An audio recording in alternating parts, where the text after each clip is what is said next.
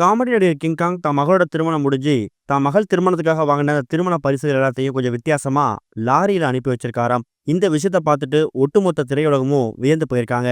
தமிழ் சினிமால எக்கச்சக்கமான காமெடி நடிகர்கள் அப்பப்ப வர்றது உண்டு. அதுக்கப்புறம் அவங்க நடிக்காம சினிமா விட்டு விலகிறதும் உண்டு. அப்படிப்பட்ட ஒரு முக்கியமான நடிகர் தான் சங்கர் ஏழுமலைன்னு அழைக்கப்படக்கூடிய நடிகர் கிங்காங். ரஜினி, கமல், விஜய்ன்னு சொல்லி பல முன்னணி ஹீரோக்கள் படத்துல வடிவேலு, விவேக், கவுண்டமணி செந்தில்னு சொல்லி பல முன்னணி காமெடிகளோட சேர்ந்து நடிச்சவர் தான் நடிகர் கிங்காங். இவர் இப்ப கடந்த சில நாட்களாவே சினிமா விட்டு ஒதுங்கியிருக்காரு. ஆனா இப்ப திடீர்னு கடந்த சில நாட்களா இவரு தான் பொண்ணுக்கு ரொம்ப பிரம்மாண்டமா திருமணம் பண்ண போறாரு அப்படிங்கிற செய்தி தான் சோசியல் மீடியாவில் வலம் வர ஆரம்பிச்சது. குறிப்பா எக்கச்சக்கமான திரை பிரபலங்களுக்கு இவர் நேர்ல போயிட்டு தான் மகள் திருமணத்துக்கான அந்த அழைப்புதலை கொடுத்து வந்துட்டு இருந்தாரு.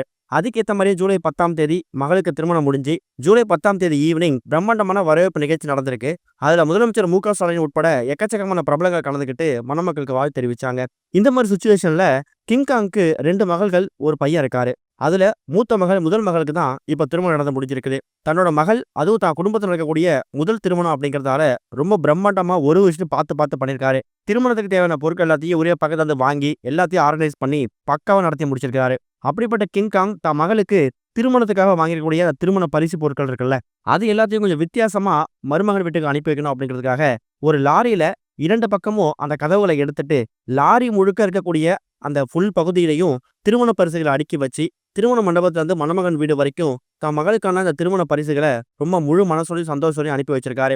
இந்த மாதிரி விஷயங்கள்லாம் வேணான்னு அவங்க சொன்னாலும், வேணான்னு சொல்றது உங்க பெருந்தன்மை, ஆனா கொடுக்கறது இது எங்க பொண்ணுக்கு நாங்க சேர்த்து வச்சிருக்கிறது. நான் சம்பாதிச்சது எல்லாமே என் பொண்ணுக்கு தான். நான் வேற யாருக்கு தரப்போறேன்? என்னால ரொம்ப பிரம்மாண்டமா எதுவும் செய்ய முடியல. என் சக்திக்கு என்ன முடியுதோ அதை நான் என் மகளுக்காக செஞ்சிருக்கிறேன் அப்படிங்கிற மாதிரி தான் ரொம்ப அவரும் பெருந்தன்மையா பேசியிருக்காராம். அதுக்கப்புறம் தான் இந்த ஒரு லாரி ஊர்வலம் நடந்திருக்குது.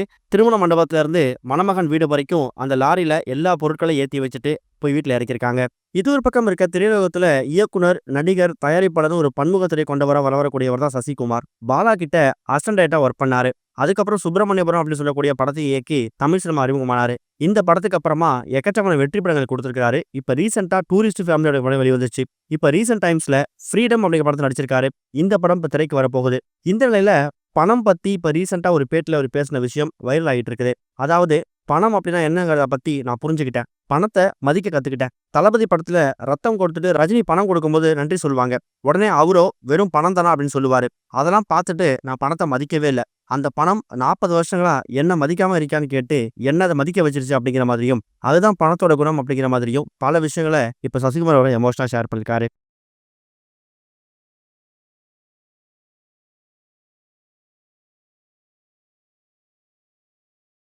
இதுவரைக்கும் கனெக்டிங் டிவிக்கு சப்ஸ்கிரைப் பண்ணனா மறக்காம சப்ஸ்கிரைப் பண்ணிக்கங்க. உடனடி அப்டேட்ஸ் பெறுவதற்கு நோட்டிஃபிகேஷன் பெல்லையும் கிளிக் பண்ணிக்கங்க.